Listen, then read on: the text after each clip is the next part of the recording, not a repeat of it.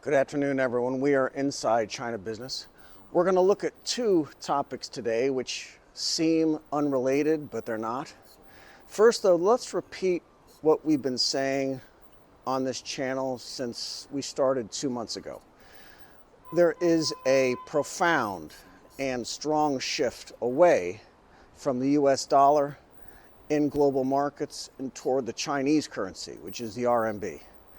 There are several big reasons for this. First is how foreign countries view our policies, our sanctions of placing severe economic penalties against individuals, against companies, against countries.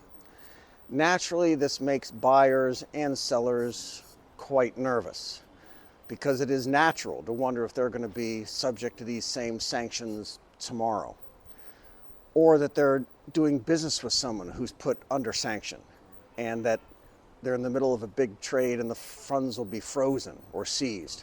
It just makes everyone much more anxious. The second big reason for this trend is the enormous trade that China does. Raw materials, which are food and energy and natural resources, they come into China, and the manufactured products go out of China. For most of this trade, there are no U.S. companies involved. There are no U.S. buyers, no U.S. sellers.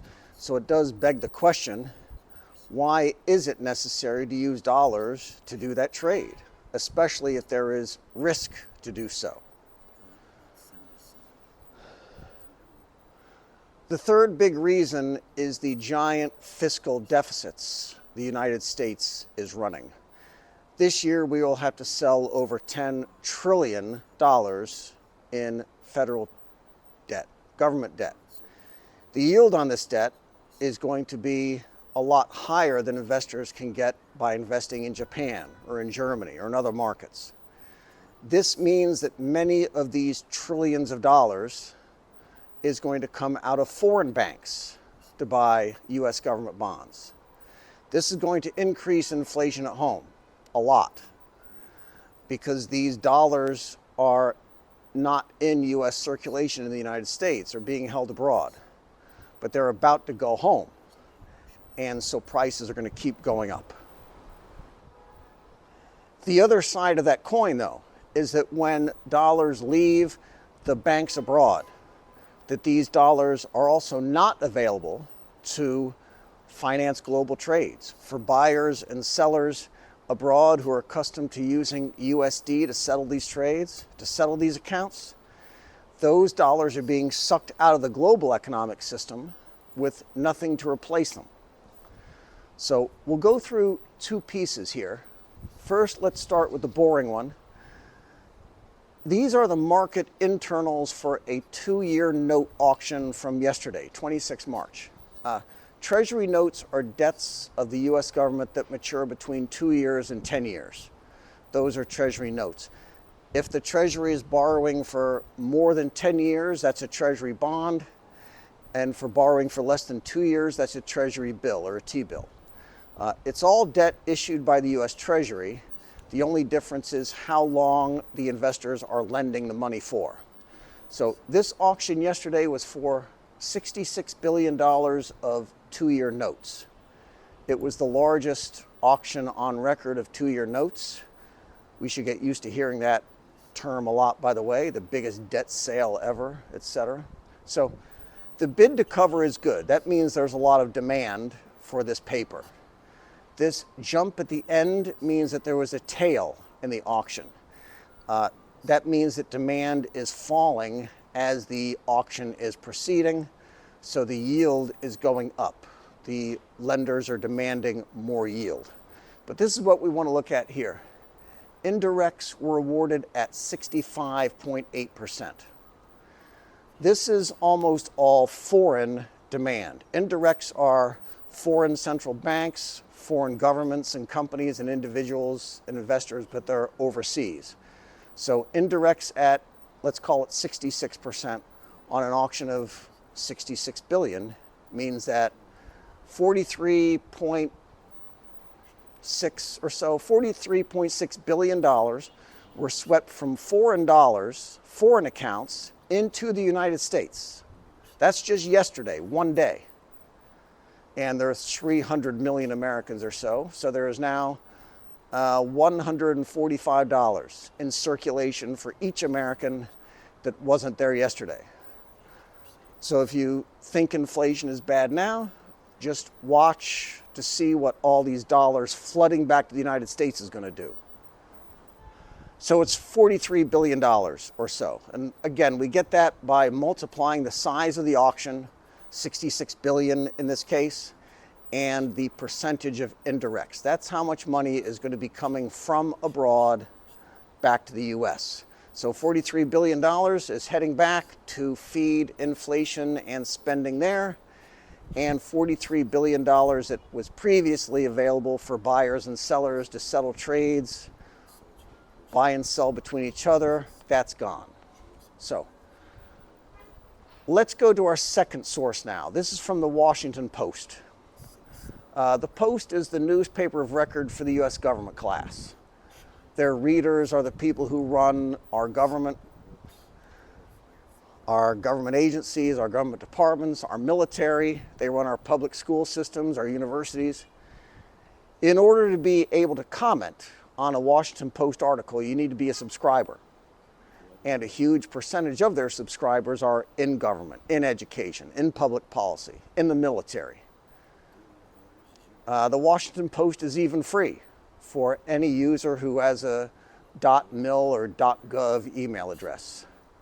That's a lot of their readers then. So if you are a concerned American and you wonder how it came to be that nothing seems to be working lately, if you're wondering why our government is broke, why our schools can't teach, why we can't win wars anymore, even though we spend more money than the rest of the planet combined on military spending, if you wonder why solid majorities of Americans have no faith anymore in our institutions, just take a few minutes and scroll through the comments on any Washington Post article, and you'll wonder those things no more.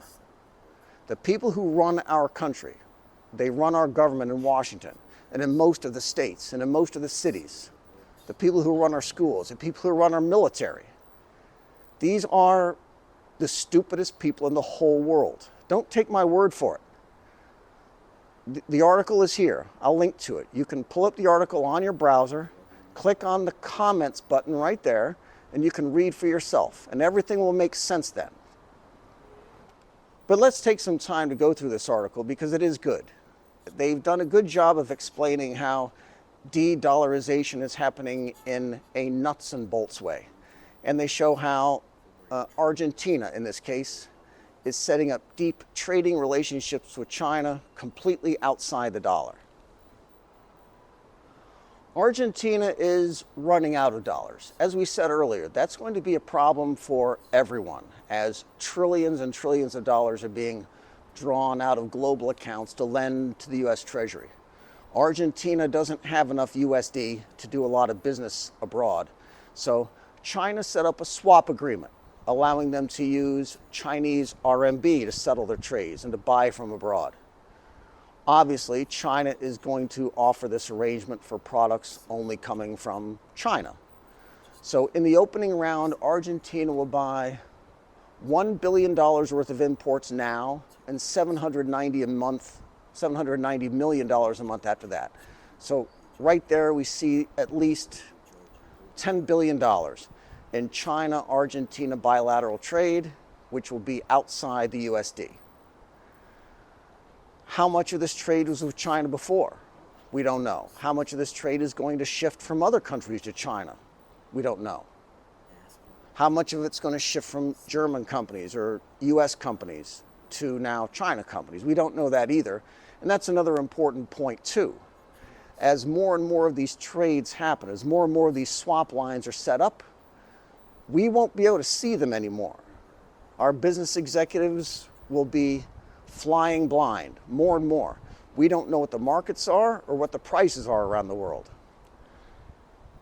Here's a good snippet about how Beijing was trying to get countries to accept the RMB as a trading currency, but they weren't having much success. Yet suddenly now they are having success.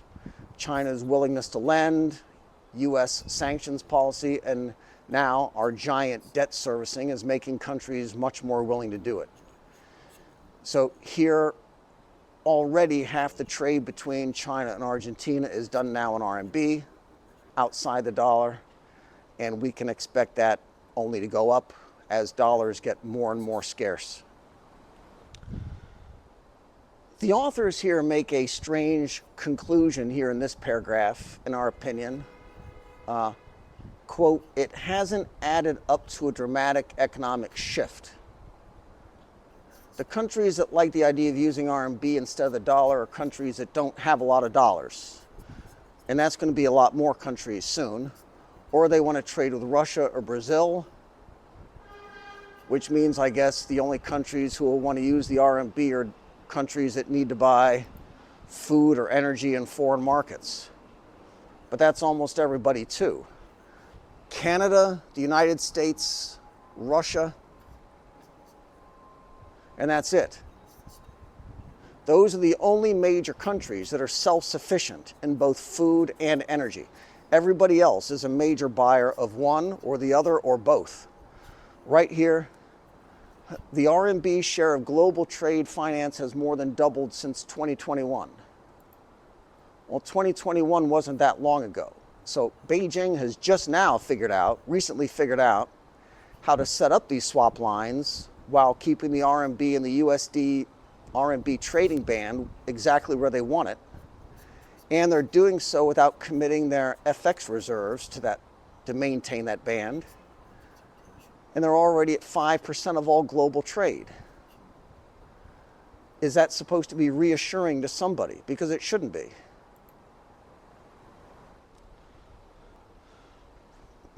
My question here is, what is the general trend? Where is the momentum here? Is it toward the USD or away from it? I'm not asking about trade between France and Germany or Italy and the Netherlands. Those will be done in euro just like now. Or trade between Mexico and Great Britain. That'll go in USD probably. But if China's policy is to gently guide everyone who is buying from China or selling to China to do outside the dollar, how long is that 5% number going to hold? How long before it's 10% or 25%? And with each new swap line Beijing sets up, it's not just replacing dollars with RMB as their lubricant, let's say, to make the trade go, but it's also replacing factories in Europe with factories in China. If buyers can easily use RMB to buy their products from China, but it's very difficult to find dollars in the financial system to buy from anywhere else, where are the buyers going to buy from? Here is the new Brazil president, Lula, saying that Brazil, Russia, India, China, and South Africa should ditch the dollar. Assuming he's only speaking for Brazil, well, that's the biggest economy in South America right there. We already know where Russia and China stand on that question. Let's hear from someone else. So Arthur Krober from New York University in Columbia, his quote here says, a lot more interest. A lot of other countries looking for alternatives to the USD system. Everyone has seen how the system can be weaponized by the United States with sanctions. And this is a point we've been making here too on this channel. China does not want to be the reserve currency. It does, however, want the RMB to be a major trading currency for everyone doing business in China and with China. And that's almost everyone too. Thank you. Be good.